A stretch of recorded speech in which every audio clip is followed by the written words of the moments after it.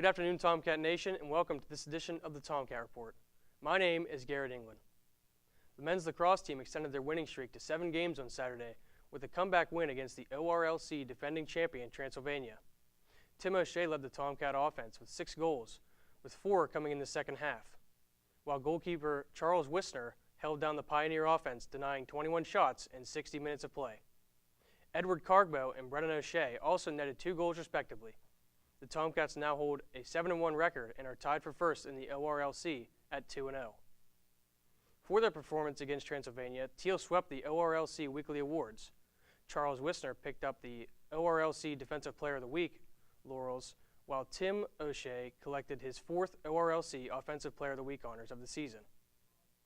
Joining us on the Tomcat Report today will be head men's lacrosse coach Jeff Arneson. Coach, your team has gotten off to a great start, winning 7 games in a row, coming off a comeback win against Transylvania. What has been the biggest component to your start so far? It's been a combination of a few things. I know from last season to this season, we had a pretty big freshman class. A lot of guys who got playing time pretty early. I think the confidence, between those guys becoming sophomores now, has been huge for us. I think a few of them, especially Brennan O'Shea, has really stepped up this season. AJ Perry as well. But also Tim O'Shea is having a wonderful season for us right now. And, I know he was a little disappointed last year with, getting pretty close to being a 60-point player. And, we've been working with him quite a bit since his freshman year. And, I think he has a really, at this point, has a great understanding of his potential and, what role we needed him to step into this year. And he's done a wonderful job at that so far. And, it's really been a team effort this year. And I think we've, had a few guys move to a few positions. Anthony Civi from LSM, I believe he was second team all-conference last season, LSM. And we moved him close to close defense, and he's been doing a wonderful job for us as well, contributing with Murphy Wood and Ian Burbigler. And, but I think at the end of the day, it's, really just been a team effort, all around, which has been wonderful. With that said, Tim O'Shea has been a big part of the Tomcat success so far, earning Player of the Week honors 4 times this season. What kind of impact does O'Shea have on your team? He has a huge impact, and I know it's been since the recruiting process. We've been pretty honest with him, about what type of potential he had coming in, and the things that he could do, from his freshman year on, and he's done a wonderful job of really buying into that each and every year. But he's really developed from last year to this year in the sense of IQ, and I think a lot of really has helped with having, some talented sophomores, obviously a talented group of upperclassmen as well, but, he's really bought into, what we've been preaching over the past, course of his last 3 years, and has really stepped up this year and has taken that leadership role as an offensive, player, being that ex-attackman. He's really done a great job of just kind of running with it and, working hard every single day, battling with some injuries here and there, but, every day he comes out and works hard, and, you can really kind of tell he's on a mission this year to be, a 70, potential 80-point player for us, which it's been great to see. What does your team have to do to maintain the success and hopefully have a good push toward the playoffs? Big thing is just kind of keep our, head on our shoulders. We've done a great job, I think, as a team at this point of buying into what the coaching staff has been, talking about all year long. We had a tough start with that Mountain Union game, but we fixed a lot of the mistakes we made in that game. And, I think for us is just kind of keep moving forward every single day, take it a day by day, keep getting better and, kind of have our eye on the prize in a sense, but at the same time just kind of, really just focus on each game. And, we've got a lot of tough games ahead of us with some some opponents that we had some really close games with last season. So I think we really have the understanding that, it's not going to be easy by any means.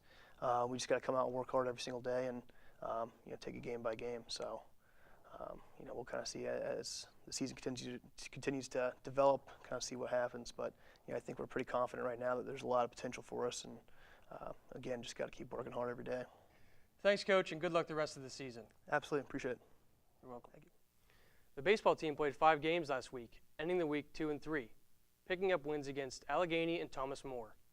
Coach Joe Shawley surpassed the 500 win mark against Allegheny, becoming just the 40th active Division III coach with 500 wins. The Tomcats opened conference play on the road against Thomas More last weekend, going 1-2 in the series. The Tomcats picked up an 8-7 win on Sunday in extra innings. Senior Brian Janko hit 3 home runs during the series, while freshman Nick Folks hit his first collegiate home run. Senior Riley Schwartz picked up the win in extra innings, fanning 8 Saints, while Matt Elko drove in the winning run in the 10th inning. The Tomcat softball team split a doubleheader against Penn State Beaver last weekend.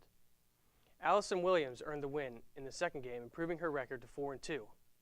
Jessica Kelly and Madison Fulmer both recorded 3 hits.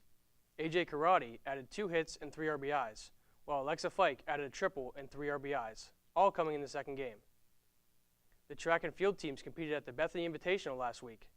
Senior Morgan Berg set a new school record, as well as a new meet record in the 100-meter hurdles. Berg finished the 100-meter hurdle finals in a time of 14.8 seconds to win the event.